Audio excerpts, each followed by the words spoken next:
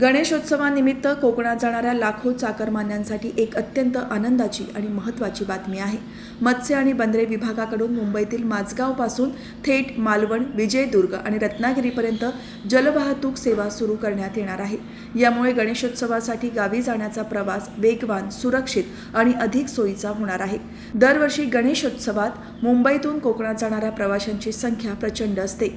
वाढत्या मागणीमुळे अनेकदा रेल्वे किंवा बसची तिकिटे मिळत नाहीत, त्यामुळे प्रवाशांची निराशा होते। दुसरीकडे मुंबई गोवा महामार्गाचे काम अंतिम टप्प्यात असले तरी अद्याप पूर्ण झालेले नाही, त्यामुळे रस्ते मार्गाने प्रवास करणे वेळखाऊ आणि त्रासदायक ठरते।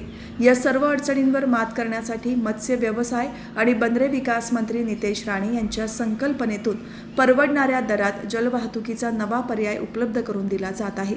याकरिता M2M ही आधुनिक बोट सेवा प्रायोगिक तत्वावर सुरू करण्यात येणार आहे।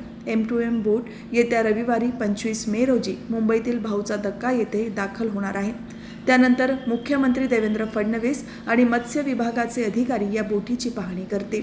मुख्यमंत्र्यांकडून हिरवा कंदील मिळाल्यानंतर या बोट सेवेचा शुभारंभ केला जाईल। विशेषतः गणेशोत्सवापूर्वी ही सेवा सुरू करण्याचा मानस असल्याचे मंत्री नितेश राणे यांनी सांगितले।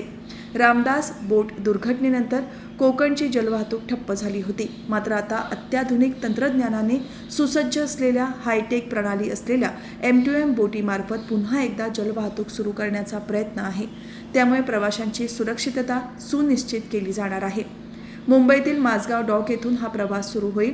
विशेष म्हणजे मालवण आणि विजयदुर्गपर्यंत सुमारे 4.5 तासात तर रत्नागिरीपर्यंत केवळ 3 तासात पोहोचणे शक्य होणार आहे।